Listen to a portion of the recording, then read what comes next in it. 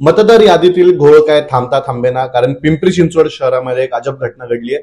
चक्क उमेदवारांचीच नावं जी आहे ते पुण्यातून पिंपरी चिंचवडवरून बाहेर जाऊन थेट आता इंदापूर मतदारसंघ त्याचबरोबर बारामती मतदारसंघात जे आहे त्या यादीत टाकण्यात आलेले. नेमकं काय प्रकरण आहे ते जाणून घेऊया. आपल्यासोबत राष्ट्रवादी काँग्रेस शरदचंद्र पवार पक्षाचे युवक शहराध्यक्ष इम्रान शेख आहेत आणि त्यांच्याच आई वडिलांची नावं जे या ठिकाणाहून पिंपरी चिंचवड महानगरपालिका निवडणूक लढवण्यासाठी इच्छुक आहेत त्यांचीच नावं जी आहेत त्यांच्याच वॉर्डातून वगळण्यात आली आहे. काय प्रकरण आहे त्यांच्याकडून जाणून घ्या.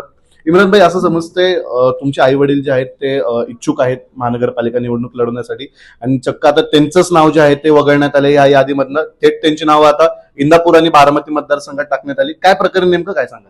खरं तर जसं निवडणुका लागल्यात, ऍक्च्युली खरं तर मी इच्छुक होतो, परंतु प्रभाग रचना अशी झाली आमच्या इथं की एक ओपन पुरुष, एक SC राखीव पुरुष, एक महिला OBC आणि एक महिला ओपन. आणि तसं जर बघितलं तर त्या संदर्भात आरक्षण झाल्यानंतर प्रारूप मतदार याद्या जाहीर झाल्या आणि आरक्षणात असं लक्षात आलं की महाविकास आघाडी जर झाली तर आमच्या महाविकास आघाडीत मित्र पक्षाकडे एक विद्यमान नगरसेवक आहेत, माजी नगरसेवक, आणि जर आमची आघाडी जर अजित पवारांबरोबर झाली तर तिथं ओपन मधून लढायला एक विद्यमान नगरसेवक आहे. तर एकंदरीत जर असं त्या सिच्युएशन झाल्यानंतर मग मी माझी आई यांना आणि वडील यांना समजा 9-8 नंबर मधून असं आम्ही इच्छुक केलं की बाबा मला जरी नाही भेटलं तरी पण आम्ही आमच्या पक्षाकडून यांना उमेदवार लढू, कारण की यांचं पण समाजकार्य मोठं आहे आणि पारंपरिक वार्ड आहे आमचं. कारण की या मतदारसंघामध्ये 12 ते 13 हजार आमच्या अल्पसंख्याक समाजाचे मतदान आहेत आणि 17 ते 18 हजार SC समाजाचं मतदान आहे. एकूण 50-60 हजार मतदानपैकी 50% मतदान हे शिवफुले शाहू आंबेडकर विचारधारेचं इथं मतदान आहे.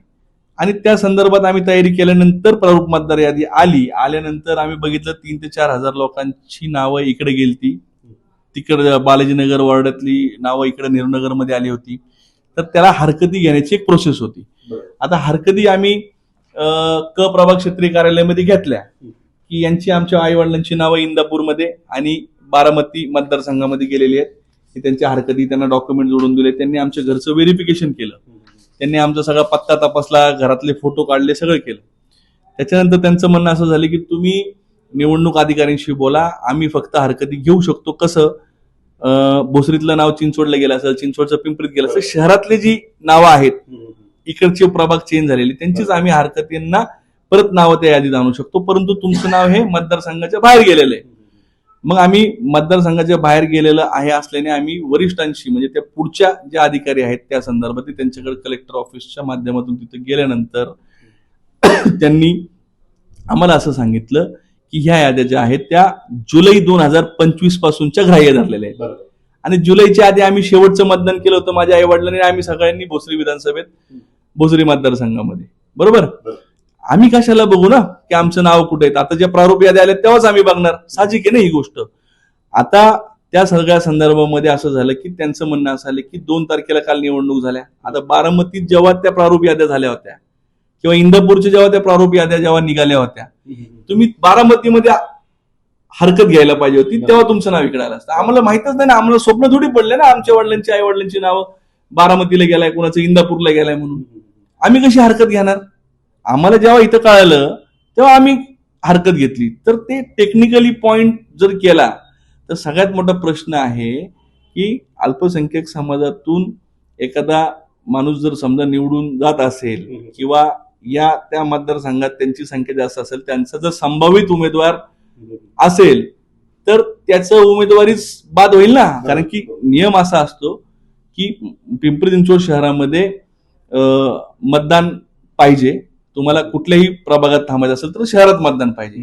ते मतदानच जर आमची उडवलं तर आम्ही उमेदवारी द्यायची कशी. म्हणजे ही कुणाचं षडयंत्र आहे.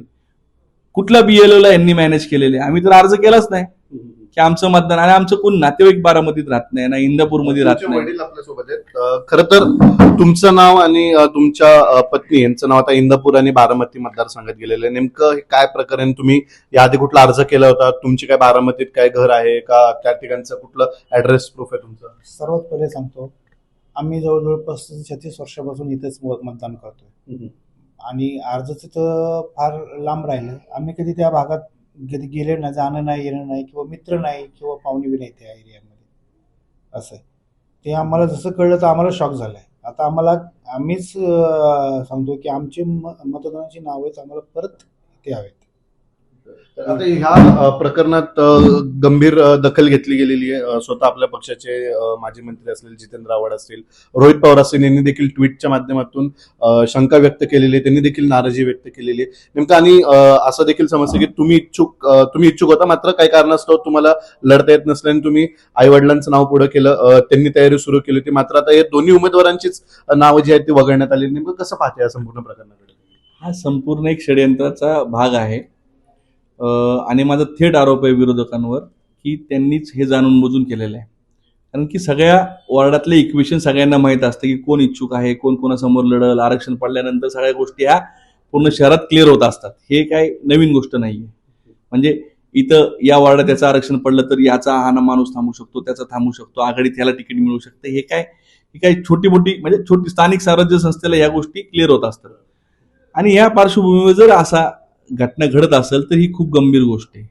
म्हणजे तुम्ही वोट चोरीचे प्रकरण यावेळेस तुम्ही जसे विरोधकांनी आम्ही सगळ्यांनी जे आरोप केले त्याच्यानंतर हा म्हणजे संभावित उमेदवारांचं मतदानच यादीतून गायब करायचं आणि दुसऱ्या मतदारसंघात टाकायचं जेणेकरून त्यांना निवडणूकच लढता येणार नाही. हा सरळ सरळ लोकशाहीची झालेली हत्या आहे. माझं असं म्हणणं आहे, निवडणूक आयोगाला मी आता अर्ज देणार आहे. आमच्या वरिष्ठांशी माझं बोलणं झालंय. आदरणीय सुप्रियाताई असतील, जयंत पाटील साहेब असतील, जितेंद्र आव्हाड साहेबांनी याची दखल घेतली, स्वतः ट्विट टाकलं. आमचे नेते रोहितदादा पवार यांनी देखील सोशल मीडियाच्या माध्यमातून त्याच्यावर ते सगळे पेपर वगैरे तपासून बघितलेले आहेत. आणि वरिष्ठांचं पण असं आहे की तू आपल्याकडे काय काय ऑप्शन आहेत ते बघूयात. आणि मी हायकोर्टात सुद्धा याच्या विरोधात पिटिशन दाखल करण्याची माझी मानसिक तयारी आहे. कारण की याचा उलगडा झाला पाहिजे. आणि लोकशाहीची ही गळचिपी म्हणजे ही नवीन पद्धती, म्हणजे जिथं तुम्हाला असं वाटतं की उमेदवार होऊ शकतो आणि तो निवडून येऊ शकतो तर त्याचं नावच यादीतून गायब करा आणि त्याला निवडणूक लढण्यावर त्याच्यावर बंधनं घाला किंवा इनडायरेक्टली टेक्निकल मर्यादा घाला. या पद्धतीचं षडयंत्र इथं होताना दिसतं. याचा मी तीव्र विरोध करतो. तुम्ही जसं म्हणता आता कोर्टात जाणार, मात्र तुम्हाला काय वाटतं कोर्टात जाऊन देखील हा मार्ग निघेल? कारण आपण पाहतोय आता निवडणुका तोंडावर आलेल्या आहेत आणि अशातच एवढ्या कमी कालावधीत हे संपूर्ण गोष्ट जी आहे ती पुन्हा पहिल्यासारखे करणं यामध्ये मोठा काळ जाऊ शकतो. नाही, काळाचा विषय नाहीये. विषय असा आहे की नावं जातात कशी, एक प्रोसेस आहे ना. जशी आता मला नाव परत घेण्यासाठी मला प्रोसेसचा सामना करावा लागला. आज हरकतीचा शेवटचा दिवस होता. तशीच एक प्रोसेस असते ना. एक फॉर्म 8 प्रमाणे तुम्ही नाव चेंज करू शकता किंवा काय असेल पत्ता चेंज करू शकता. तर असा पत्ता चेंज केला कोणी? तो माझा फॉर्म माझ्या आई वडिलांचा फॉर्म कुणी भरलाय? कोण बीएलओ होता? कुणी ते व्हेरिफिकेशन केलेलं आहे? कुणाच्या इशाऱ्याने झालेला आहे? अर्ज कुणाचा, सही कुणाची? हा सगळा तपास, त्याची चौकशी व्हायला पाहिजे ना. म्हणजे समजा हे माझ्या बाबतीत नाही, असं हजारो लोकांच्या बाबतीत झाल्याचं माझा आशंका आहे. मी ही गोष्ट समोर आणतोय आज माध्यमांच्या तुमच्या माध्यमातून, कारण की अजून अशा लोकांनी पुढे आलं पाहिजे. कारण की आता जर मला ही सगळी यंत्रणा माहिती, मला ही सिस्टम माहिती, म्हणून मी ही आवाज उचलतोय. माझ्या मागं माझ्या पक्षाच्या नेत्यांनी पोस्ट टाकल्यामुळं सगळ्या गोष्टी समोर येतात ते. परंतु जे गरीब आणि जे सामान्य नागरिक आहेत त्यांना ह्या गोष्टी माहित नाही. ते तर घरातच बसतात ना. त्यांची नावं जर अशी समजा बाहेर गेली, त्यांच्यापर्यंत कोण पोहोचणार? नेमकं आता ही चूक कोणाची म्हणायला लागेल? जे निवडणूक आयोगाचे कर्मचारी आहेत का नेमकं विरोधकांचं यामध्ये षडयंत्र आहे? नेमकं ह्या मागं कोण आहे? हे बघा, गंगाधर ही शक्तिमान आहे, मला एवढंच सांगायचंय. तुम्ही लहानपणी एक कार्यक्रम बघितला होता शक्तिमान, त्याच्यात तो शक्तिमानच सुपर हिरो पण असतो आणि तो पत्रकार जो असतो तो पण एक गंगाधर असतो. पण निवडणूक आयोग आणि सरकार हे दोघं गंगाधर आणि दुसऱ्या नाण्याची बाजू ही शक्तिमान. तर आमचा थेट आरोप आहे की गंगाधर ही शक्तिमान आहे. आता ह्यांच्या सगळ्याचे काय साटेलोटा असेल काय नसेल याचा तपास झाला पाहिजे, म्हणून आम्ही न्यायव्यवस्थेकडे आता दाद मागायची आमची तयारी आहे. तुर्तास तरी तुमच्या आई वडिलांना जे इच्छुक आहेत या प्रभागातून त्यांना निवडणूक लढवता येणार नाही असे संकेत दिसतात. मात्र आता तुम्ही पुढे काय भूमिका घेणार आहात, काय करणार आहात? नाही, मी लढणार आहे इलेक्शन. जर तुम्ही मला लोकशाहीने अधिकार दिला, डॉक्टर बाबासाहेब आंबेडकरांनी जे संविधान लिहिलंय त्याच्यातून मला म्हणजे सर्वसामान्य नागरिकाला निवडणूक लढण्याचा अधिकार आहे, मला माझं मत मांडण्याचा अधिकार आहे आणि मला मतदान देण्याचा अधिकार आहे. जर तुम्ही आमचं मतदान करण्याचा अधिकार जर तुम्ही काढून घेत असाल तर ठीक आहे, आघाडी असेल नसेल काय असेल वाटेवर, परंतु त्यांनी मला थांबवण्याचे प्रयत्न केले. मी निवडणूक लढणार, मी लढणार. माझ्या घरात माझ्या मिसेस असतील, माझी बहीण असेल, माझ्या नातेवाईक कोणी असेल किंवा माझा एक चांगला कार्यकर्ता असेल, मी त्याला लढवणार, पण ही निवडणूक मी लढणार. निश्चित आपण पाहतोय आपल्यासोबत राष्ट्रवादी काँग्रेस शरदचंद्र पवार पक्षाचे युवक शहराध्यक्ष इम्रान शेख होते.